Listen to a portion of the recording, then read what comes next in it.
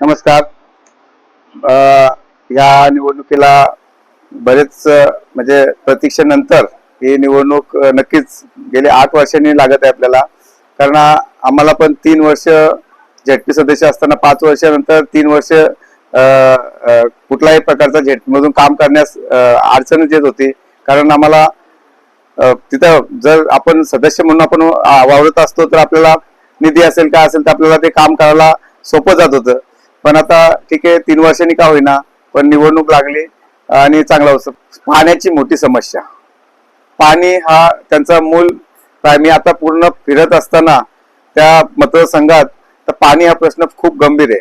जसं माझ्या चिपला ग्रामपंचायतचा आम्ही गेले 2021 पासून आम्ही जो पाठपुरावा करून जे आम्ही जलजीवन योजना राबवायला घेतली आणि आमचा आता काही अंतिम टप्प्यात असू शकतो कारण 6 महिन्यात सुद्धा पाणी आमचा येऊ शकतो. तसंच आदईच्या या पाण्याचा जो प्रश्न आहे तसाच सोडवावा अशी माझी भूमिका आहे. पण मला त्यासाठी आदईकरांनी ती संधी दिली पाहिजे.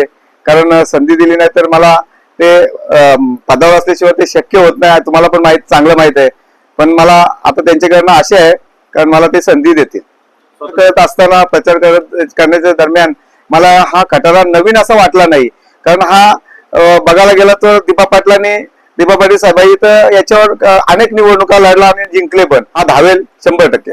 त्यांना काही समोरून फोन येतात का जास्त धावू नका, तू हे करू नका, तुमची तंगडी तुटेल, हे तुटेल. म्हणजे याचा अर्थ काय होतो, आपण चांगला प्रचार आपला सुरू झाला जर समोरच्या माणसाला जर खरोखर त्यांचा मतदान इतके जास्त आहे किंवा मतदान जास्त आहे तर त्यांना कशाची भीती असायला पाहिजे तर नाही असायला पाहिजे. मग माझे जे हक्क म्हणजे कार्यकर्ते आमचे म्हणजे निष्ठावंत कार्यकर्ते ते कसे गप्प बसतील, ते आपला प्रचार करतीलच. पण असा म्हणजे सध्या चालू आहे. कारण आता स्वातंत्र्याच्या काळात अशा गोष्टी नसायला पाहिजेत ज्या माझ्या वार्डात नक्कीच आहेत.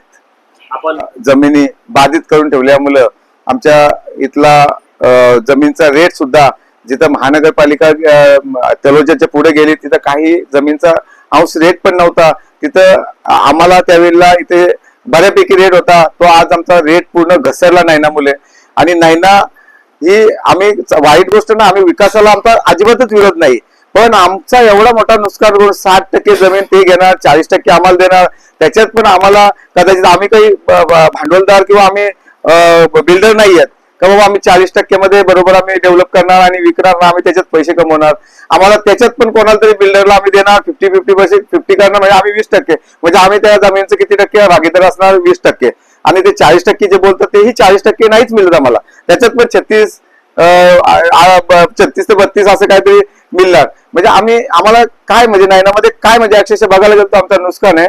त्यामुळं आमची या नैना विरोधात मी स्वतः पिटिशन केलेले आणि मी कोर्टात आहे. आणि हा कोर्टातून मी आमच्या शेतकऱ्यांना 100% मी न्याय मिळवून देणार. लोकांच्या जात असताना मला कुठल्या पक्षाचा घर आहे असं मी समजून कधीच कुठे गेलो नाही. पण आता त्यांच्यावरच मदार आहे या मतदारांच्यावर. या मतदारांना एकच आवाहन करेन, तुम्हाला खूप धमक्या येतील, तुम्हाला खूप पैशाचा आमिष येईल, तुम्ही त्या आमिषाला बली पडू नका. आणि या विलास फडके या नावाला कुठेतरी तुम्ही न्याय द्याल असा मला वाटतोय. कारण कसं आहे, मी अनेक वर्षे काम करते या सामाजिक याच्यामध्ये.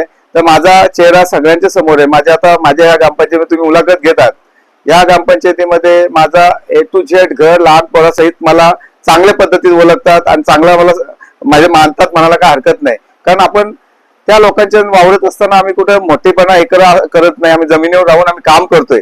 त्याच्यामुळे मला 100% ह्या ग्रामपंचायतीतून चांगला मताधिक्य पण मिळेल आणि आम्ही कुठेतरी आम्ही या निवडणुकीला टक्कर देण्याचा काम करणार आणि विजय होण्याचा पण मानस आम्ही ठेवणार. आता उमेदवार पल्लापल्लीच्या बाबतीत आता मला नाही नेमकं काय बोलता येणार. कारण कसं आहे, आमचा विषय असा आहे, महाविकास आघाडी म्हणून आम्ही एकत्र लढतो.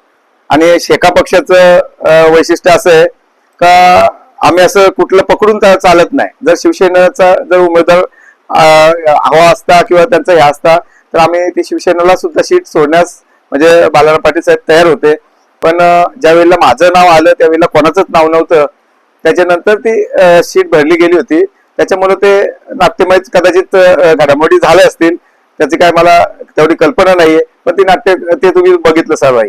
तसं आपण या खटाळ चिन्हावर हा फडके परिवार असेल, हा मला मानणारा वर्ग असेल, माझे हितचिंतक असतील, कोणी जे जे कुठल्याही पक्षाचे असतील इतर, मला नक्कीच या निवडणुकीला खटाळ या चिन्हावर निवडून भरघोस मताने निवडून देतील ही मला खात्री आहे. आणि मी त्यांना विनंती करतो का तुम्ही मला साथ द्याल आणि मला तुम्ही निवडून द्याल.